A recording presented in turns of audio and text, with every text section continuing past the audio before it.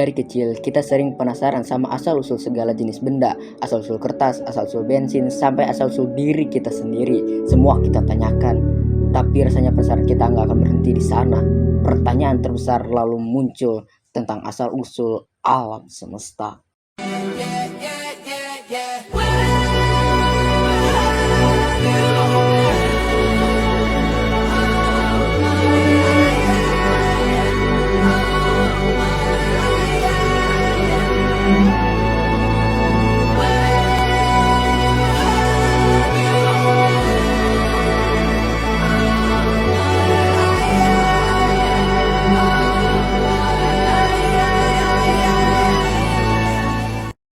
Bayangkan semua materi dalam semesta, triliunan galaksi, bintang, dan planet terkandung dalam satu titik yang sangat-sangat kecil, panas, dan padat.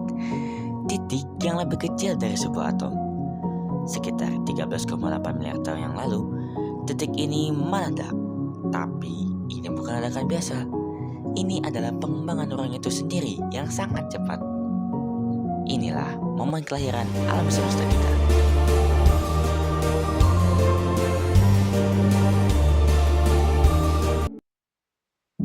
Pada titik-titik yang paling awal, yang disebut zaman Planck, hukum fisika seperti yang kita kenal belum berlaku.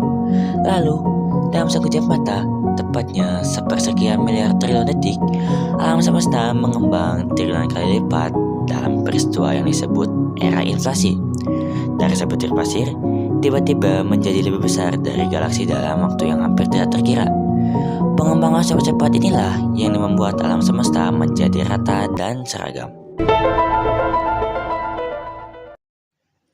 Setelah invasi mereda, alam semesta masih merupakan sub energi yang sangat panas. Saat pendingin, bahan-bahan dasar pembangun segala sesuatu mulai muncul. Quark dan elektron berkeliaran bebas. Lalu, sekitar 3 menit setelah Big Bang, suhu sudah cukup dingin bagi quark-quark ini untuk bersatu membentuk proton dan neutron. Dalam dapur nuklir raksasa ini, inti atom pertama terbentuk, hidrogen dan helium. Hanya dalam beberapa menit, fondasi untuk semua materi di masa depan telah diletakkan. Selama 380.000 tahun berikutnya, alam semesta seperti berada dalam kabut raksasa yang gelap dan panas. Sebuah lautan plasma di mana elektron dan inti atom berpisah, membuat cahaya terperangkap dan tidak bisa bergerak bebas. Inilah zaman kegelapan kosmik.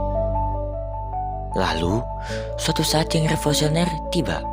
Alam semesta akhirnya cukup dingin bagi elektron dan inti atom untuk bersatu membentuk atom netral. Kabut plasma itu pun menghilang. Untuk pertama kalinya dalam sejarah, cahaya bisa melesat bebas melintasi ruang angkasa. Dengan cahaya yang akhirnya bebas, gravitasi pun mulai bekerja. Selama ratusan juta tahun berikutnya, gravitasi dengan sabar menarik awan-awan gas hidrogen dan helium.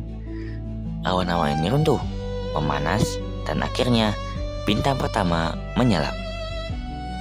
Bintang-bintang ini kemudian berkumpul membentuk galaksi pertama. Di dalam galaksi, generasi bintang baru lahir, menciptakan unsur-unsur yang lebih berat seperti karbon dan oksigen.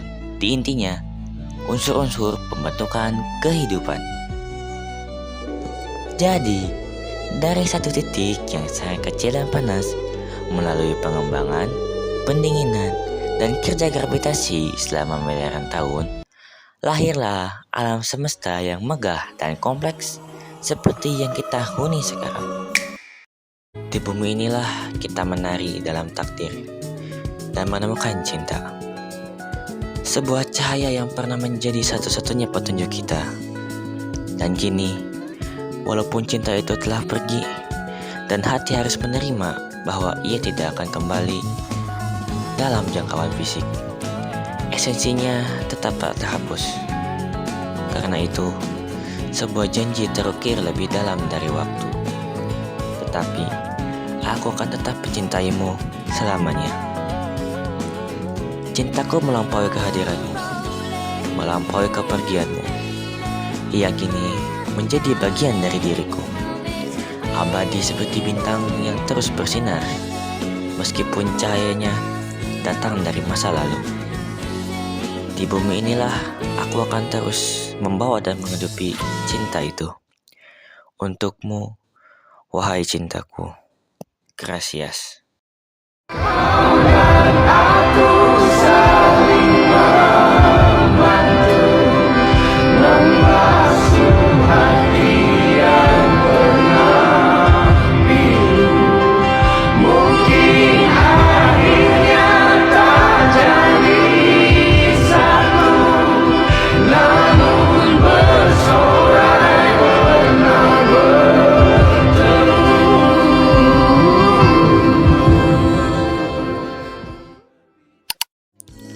Setiap atom di tubuh kita, setiap molekul di udara yang kita hirup adalah keturunan langsung dari peristiwa dahsyat itu. Kita adalah cara bagi alam semesta untuk mengenali dirinya sendiri. Jadi, lain kali ketika Anda mendongak ke langit malam, ingatlah bahwa Anda sedang menyaksikan kisah yang masih berlanjut, dimulai dari sebuah ledakan besar.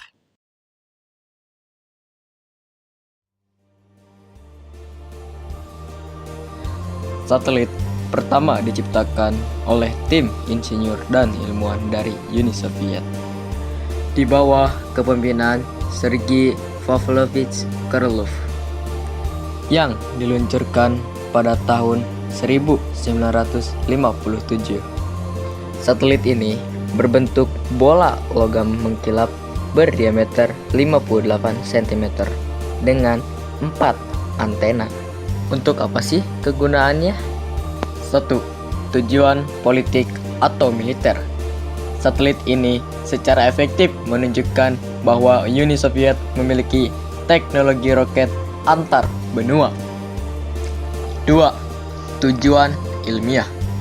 Fungsi utamanya adalah memancarkan sinyal bip radio yang dapat didengar di seluruh dunia.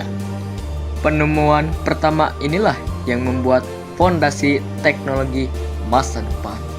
Dengan adanya satelit, kita di masa abad ke-21 bisa berkomunikasi dengan orang-orang yang belum kita kenali sebelumnya.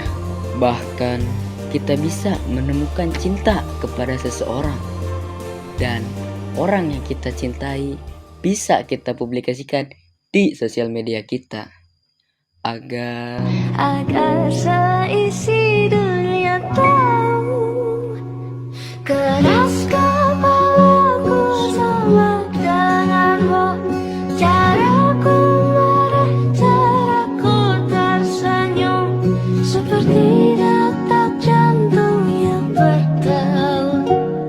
Nyawaku nyalakan denganmu, aku masih ada sampai di sini, melihatmu kuat setengah mati, seperti detak jantung yang bertaut.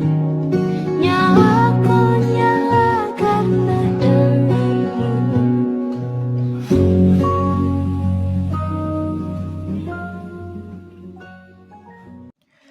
Ya, sepertinya cukup sekian dari kelompok kami.